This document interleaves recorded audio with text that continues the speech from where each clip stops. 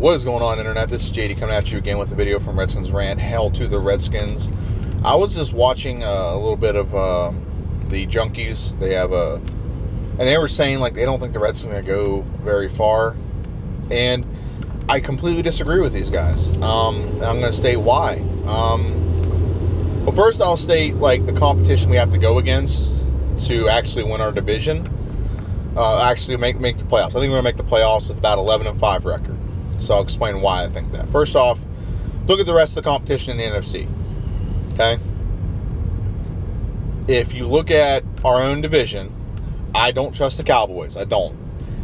I think Dak Prescott has regressed. I don't think he's as good as people think. I think he was a product of a very good offensive line with a very good run defense, or run offensive line, a very good running back. And I think that same year he was a product of opponents didn't have game film on him or his running back, so a lot of teams didn't know how to defend the Cowboys. Okay, so I think that was a huge part of his success, and as we saw last year, he regressed. He still didn't have a bad season. I'm not gonna say he had a bad season, but he regressed. And now that you removed his number one option, I think he's just gonna do worse. Having Ezekiel Elliott back is probably gonna help, but I don't trust their defense. It's just not something I'm like all about. I don't think their defense is gonna be very good. So the Giants are another team in our own division that I just don't trust. Do it this way. There we go. That's more comfortable. I don't trust the Giants. There's just not a team I have any faith in. They got a new coach. Yeah, they've added some nice players, but they don't have much stability. They still have Eli Manning. They still have Odell Beckham Jr. You don't know how he's going to come off an injury. Their defense is going to be pretty good, but their defense is also a year older. So there's all these things that I can point to as to why they're not going to be successful. I mean, they had an offensive-minded coach last year, and they could not score or move the ball whatsoever. And I just don't think they've done things to actually improve that. So let's look at other teams in not in our division, but around the league. Another team around the league. Let's look at the NFC North. The NFC North Vikings, I think, are just the best team overall. Even though they added Kirk, everyone knows my opinion. I don't like Kirk, but they have a good team overall, so they're going to make the playoffs unless Kirk just throws a lot of interceptions, which he probably will throw some, but he'll still be productive because he's still a productive quarterback nonetheless. For some reason, I just don't think Green Bay is going to do it. I think Rodgers will put up he's going to start becoming Drew Brees. And what I mean by that is Drew Brees will put up 5,000 yards in a season and still lose by only win 4 or 5 games. I just don't see Aaron Rodgers. Well, I see him, but I don't see the Green Bay Packers doing well. They just don't have a good defense. They don't have a solid running game. They're probably going to be able to pass like crazy. They're probably going to be good at that. But they're going to have to get in shootouts with teams, which, honestly, if you need a quarterback to win games in a shootout, Aaron Rodgers is probably the best one. I just don't see them being in that upper echelon of teams that are going to, they may squeak into the playoffs, but I really don't think it's going to happen. If I had to put money on it, I would not bet on the Green Bay Packers this year. I don't trust the Lions. They have a better defensive-minded coach in Matt Patricia. They don't have a running back. They never have had a running back consistently. They don't have great receivers, so they just don't have a lot of offensive weapons. Matt Stafford, I do think, is a good quarterback. They just don't have a lot of offensive weapons for him to work with. That's why he's always he's always up there in high interceptions, but he also throws a lot of touchdowns. So it's a yin and a yang when it comes to him. Comes to them. Bears, don't trust the Bears. Mitchell Trubisky is not a bad quarterback for a rookie, and I think he's going to have a big upswing this year. And then the running game's solid, but I just don't see the team being very good. Just don't. They don't have elite receivers. They don't have. I think they do have 2 pretty good running backs, and I think Mitch Trubisky is still young. He's still learning. The way it sounds, though, their offense will cater to them. I just don't see them being better than the Packers or the Detroit. So I don't see them competing with the Vikings. So if you look at the NFC South has the Atlanta Falcons, who they're not really consistent. That's the thing about them. Excuse me. Atlanta Falcons, yeah, they have Matt Ryan, who never gets injured, so they're always going to have their elite quarterback. They did add another receiving weapon. Can't think of his name, but he goes alongside Julio Jones. So they're going to have an extra receiving weapon. So I think their offense will be good, and their defense actually turned it on like more or less late last year. So the defense got better. So I think they're competitors. They're competitors in the NFC. I don't trust at all the Carolina Panthers, and I know everyone's going to hate that. Listen, look, Luke Kuechly in the defense is pretty solid. They actually haven't been the same since they got rid of Norman. The last time when they had Norman, they went like 15-1, and they were like a solid defensive team. Without Norman, they slumped big time. They still won the division the following year, but they were not the same team, and they weren't forced as many turnovers, so on and so forth. So there's not things on the team. They don't have a solid running game. They got rid of their best offensive lineman, and Christian McCaffrey, I think that's his name. He's a good player, but the way he runs the ball, they don't run with that kind of strategy. I watched the video breaking down the offense on when their offense actually was successful, and they got rid of the best offensive lineman, which made it, doable for them to do that. So I just don't see them being very good. Not to mention, the biggest thing to me is Cam Newton. Cam Newton, I know everyone's going to hate me saying this. Cam Newton's not a great player. He's an okay quarterback. He's dual threat, so it makes him seem better. His numbers are inflated because of fantasy, but the fact that he doesn't complete more than like 55% of his passes. Okay, he throws like he's got Tim Tebow numbers, for God's sakes. Difference is he actually has he got a little bit more time to develop, and they found a way to make his strategy and his way of playing successful. Tim Tebow wasn't given that opportunity. It's no different than Tim Tebow. He's got a little bit of a more accurate arm than Tim Tebow, but I can accredit that to time. I really can. I can credit that to just more time and more opportunity to develop in a starting role. So he did have one good season, but in that season he completed less than 60% of his passes. Now he got like 20 passing touchdowns, 20 rushing touchdowns. So yeah, he came off with a good season and he had good numbers. So that's what's accredited to his success that year. But eventually Cam Newton's not going to be able to run the ball as much as he thinks. He's going to get injured. He's going to get concussions. He's going to get his bell rung a little bit. And he's got to rely on his ability to pass. And I just don't see that aging well. Nothing against him. I think he's a nice guy. I think he competes. He's a competitor. But I don't see that happening for Cam Newton. The Tampa Bay is I'm not going to talk about Tampa Bay. They might have a decent defense, but they're a hot dumpster fire. They added a good defending run stopper in Vita Vea. They have a lot of good defensive players, but their offense is just atrocious right now. They don't even have their starting quarterback. I don't even know who their starting running back is. It's just an atrocious, hot dumpster fire when it comes to an offense. So, I'm not going to talk about them anymore. They're not a good team. They're probably going to end up last in this division, like by far. And it's like they might win 2 games. Saints. Now the thing I have against the Saints right now, we're going to trust the Saints. They have 1 year where they actually play good defense. Okay, they have 1 year where they actually play good defense. Kamara and you have good running backs in Kamara, and I can't remember their other one. I had him in fantasy. I can't think of his name right now. He played for Alabama. I can't think of his name. So you have a decent running game. Drew Brees is obviously still elite. He proved that last year. They deserve to be in the NFC Championship game, not the Vikings. He's got a freaking freak play. The guy misses his feet. He can run for a touchdown. This is bullshit. Drew Brees deserved to win that game. So I'm not going to get too much into that. Drew Brees deserved to win that game.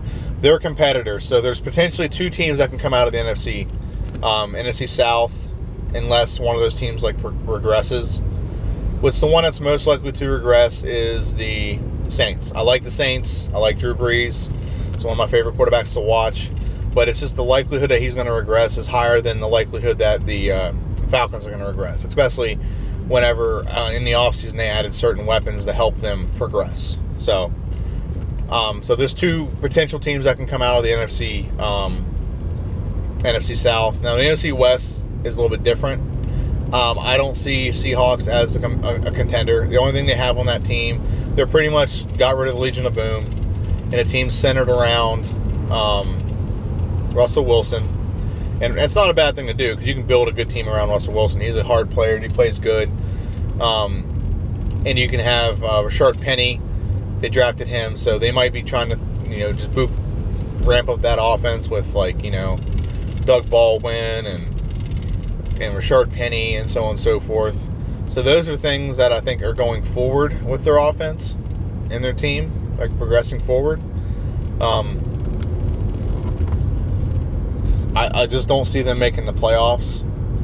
I don't see the Arizona Cardinals being anything other than a team with a good defense. They have a rookie quarterback if they play him. They don't. They have a injury-prone quarterback and not Mark Sanchez. Can't think of his name. Sorry, Sam Bradford. There we go. So they don't have any consistency at the running back position. Okay, so it's not something I trust when it comes, or the quarterback position. And you have David Johnson come off injury, so we'll see how he is. Larry Fitzgerald's still there, but they don't have like an elite receiving core. You also have, their defense is not bad. They lost Bruce Arians as a head coach. I think that's going to be their undoing, because I do think he was a good coach. So you have all those things factoring in. And then not to mention, just in a tougher division. I think they'll end up in last place in their own division. And then you have the two teams that I think are going to be the best. One of them is probably one of the best teams in the league. The LA Rams. The rich get richer. They had a good team last year. They had Ndamukong Suh. They had I think it was Marcus Peters. They added what receiver? They added a receiver. I can't think of his name right now though. They had a receiving weapon. I can't think of their name. Shit. I can't think of it. I wish I could. I just can't think of it right now. They added a receiver. They still have a good quarterback in Goff. They have a good coach in McVay. So a lot of things they have on that team have just gotten better, and the rich get richer, so they got better. And on top of that, the last team in that division is the 49ers. Now, the 49ers everyone's thinking that Jimmy Garoppolo can't lose. He's yet to lose the game. He's going to lose the game, and then we're going to actually find out what kind of player he is. Is he either going to regress, or is he going to progress or get better or whatever? That team was horrible until he started on the team, but he also caught the weakest part of their schedule when he started on that team, except for the one game they played against Jacksonville. Okay? So I just don't see a lot of elite teams. The most elite teams are the Eagles, the Vikings, and the Rams. And then in the NFC South, it's a toss-up between two teams. I do think those two teams will probably make the playoffs. The question is, are the 49ers going to be a good enough team to contend and make the wild card spot? I don't know that. Kyle Shanahan seems like he knows what he's doing. He got Jimmy Garoppolo for a reason. But I really think the Redskins are good enough to get it done. I think the Redskins are headed for a look. Let's put it this way. Last year we were 7-9. 7-9. There were double-digit injuries on the team. We still won 7-9. Okay, we still won 7-9. All right, we won 7-9 with a banged-up offensive line, a banged-up defense.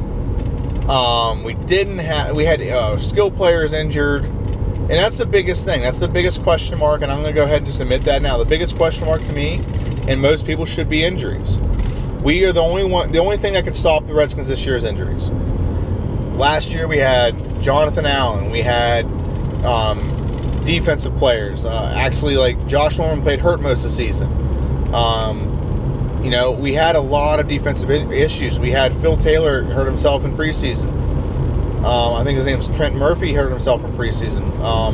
Or it might have been Will Compton. What's one of those two? I always confuse those two. We had a lot of injuries. So we had players playing out of position. We didn't have a defensive lineman we could sign. So we had to play defensive ends at defensive line. There's a lot of things that we did just a little bit out of our control when it comes to injuries. So really, if the Redskins stay healthy, there's nothing in my mind that can tell me. First off, if we look at positions we need to upgrade at, first position was quarterback. And did we upgrade a quarterback? Yeah. Yeah, I believe we upgraded a quarterback. We got a better version of Kirk Cousins. He's more mobile. He turns the ball over less. That alone would have won us 2 or 3 games at least last year. That alone would have won us 2 or 3 games at least. I want to comment on something real quick. I had some idiot on my video take something I said way too serious. Way too serious. I'm going to comment on that right now. I said I'm watching all these simulations online, and I said one of them happened to be a Madden simulation, and the Redskins went 11-5, so I take that to heart, and I believe it. It's not that I believe that Madden is correct. I believe that they're going to go 11-5, and Madden and watching a simulation on Madden kind of amplifies that. That's what I meant by that. Some idiot took that 100% serious. No, there was other simulations that other people did where they broke down game by game of what they think the season will play out, and a lot of them were saying 11-5 or 10-6. Which, if you've watched my videos, I said that weeks ago. I said that after the draft. I said that I think before the draft I had us like 9-7. What is this guy doing? That's going like 4 miles an hour. Idiot. Anyway, sorry. So some idiot took that way too serious. Okay, what I meant by that is I take it in a serious way that the team gets 11-5, and I see it on a simulation from Madden, a couple of them actually, not just one, but a couple of them. And I see also that we're getting more than 11-5, or getting 11-5 from other people as well. Other people like break down each game and like see, are we going to win this, or are we going to win that? Honestly, if you look at the Redskins are one of those teams, they could win every game. They're talented enough that they can win every game. Jay Gruden prepares the team offensively enough to win every game. And when you improve certain positions, you're going to have success and more success. Kirk Cousins was not a horrible quarterback, okay? But he was very inconsistent. There would be one game where he'd have 3 touchdowns, 300 yards, maybe an interception, which is not bad. But he'd do all that and we win by a lot. Or we lose by like 2 touchdowns. Okay? Or we turn around the next week and we win by a touchdown and he has like 1 touchdown pass, 0 interceptions, like 140 yards passing. So his success never really generated success for us. That's a correlation that I personally believe. I don't believe that his success directly determined like the success of the Washington Redskins. And that's just my opinion. You don't have to believe me, but that's just my observation. I never thought we succeeded solely because Kirk Cousins did this or that. And the way I can back that up, and I said this in a video earlier, if you directly affect your team's ability to win a game, like this is something that people said all year, like, well, he doesn't have weapons, he doesn't have weapons, he doesn't have this, that, or the other, he doesn't have a good offensive line. Okay, so let's go off the first one, he doesn't have weapons. What was Kurt last year when he didn't have weapons? When he had weapons, when he threw for almost 5,000 yards at 2 1,000-yard receivers. What was his record? 8-7-1. Okay? So, he is 8-7-1 as a starting quarterback in the NFL. He is 8-7-1 as a starting quarterback in the NFL with 5,000 passing yards, 2 1,000-yard receivers, a running back that had over 100 yards a game, a running game, let me phrase that, had over 100 yards a game, and he had 5,000 passing yards. So the team was 8-7-1 when he did that. When the team did less than that, the Redskins went 9-7 and made the playoffs and won the division. So there's no direct correlation to his success and the team wins. Look at last year. Last year the team went 7-9. Kirk Cousins had 4,000 passing yards. He had more touchdowns, less interceptions, and the team did not do any better. He had, I'll correlate that now to like people complained about the weapons. So with less weapons, he won one less game when we could have won some of those games just by not turning the ball over. That doesn't make sense. You went from 8-7-1 to 7-9, and that's because you didn't have any weapons. No, it's just because he's inconsistent. And his inconsistency is going to happen whether you have the greatest weapons in the world or whether you have, a crappy talent around him. It's just inconsistency in a nutshell.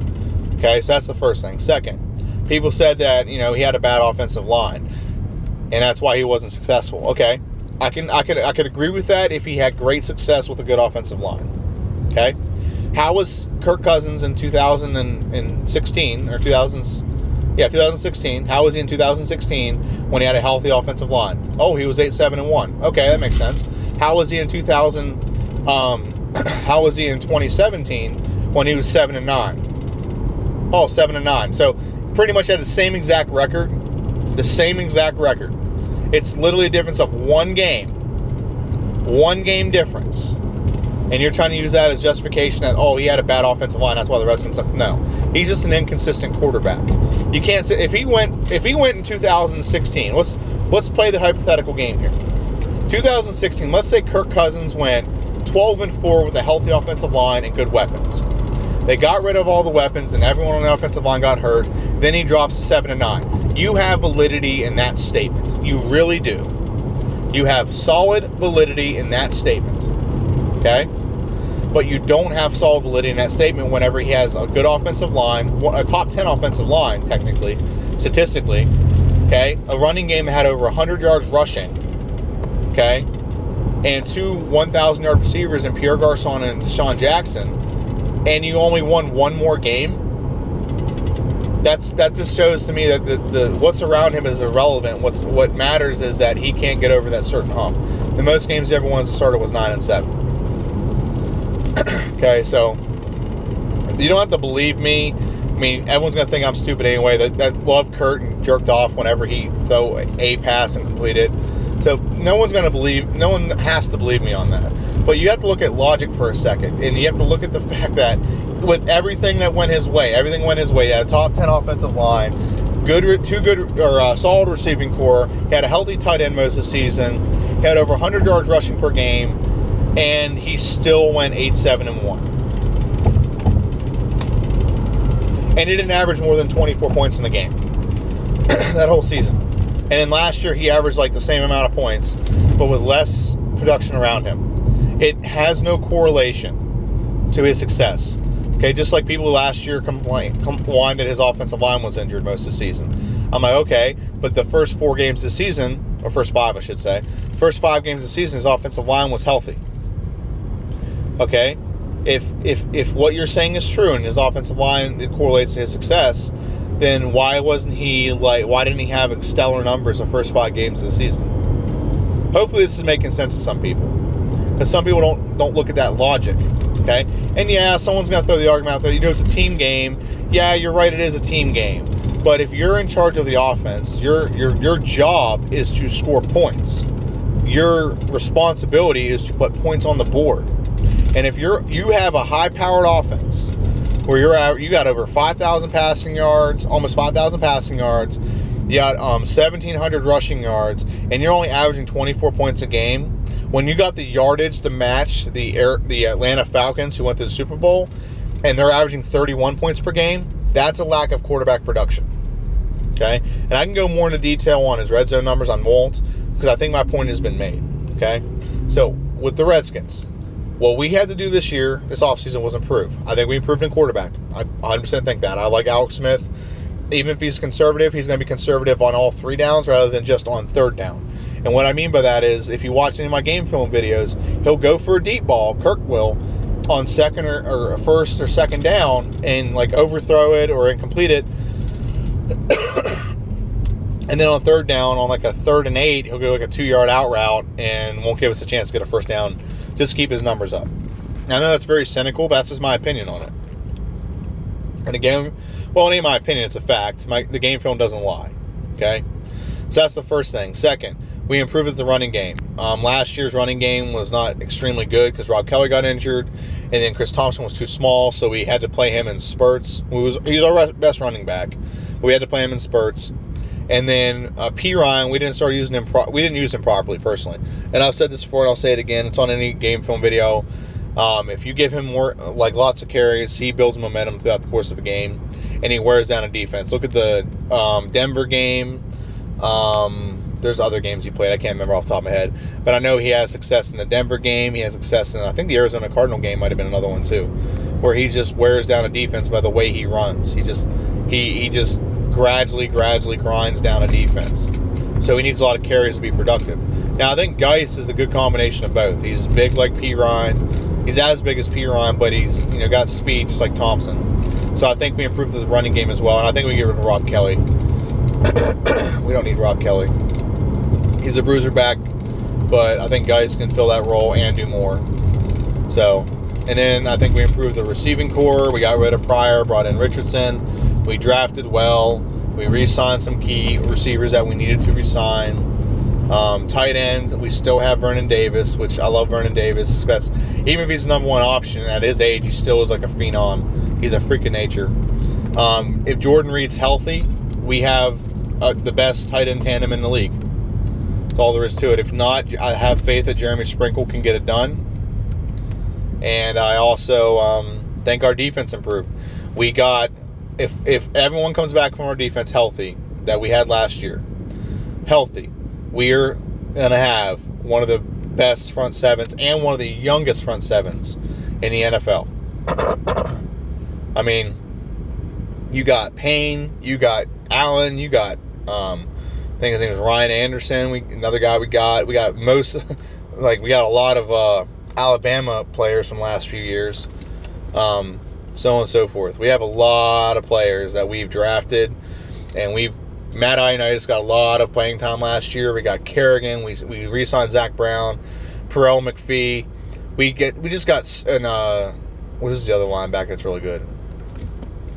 I can't think of his name. I can't think of other line. I'm not gonna look it up because I'm in the middle of driving. But there's another linebacker that we got. Oh man, I can't think of his name. Mason Foster, there we go.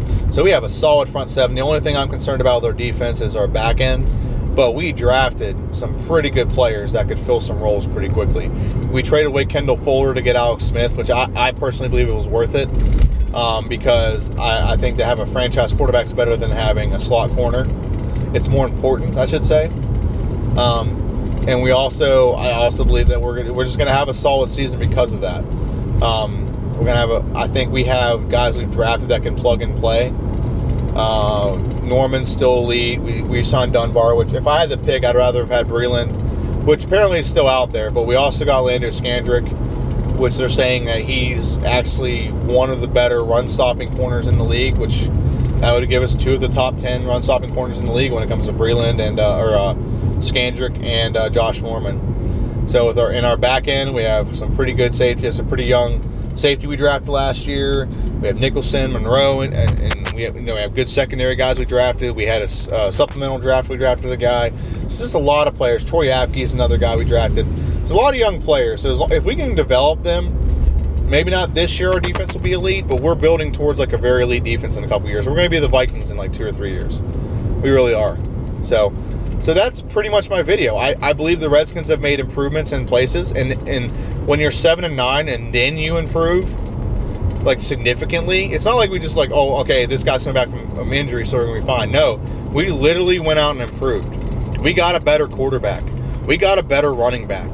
We got defenders coming back from injury healthy, linemen coming back from injury healthy, and we added more players to make our defense better.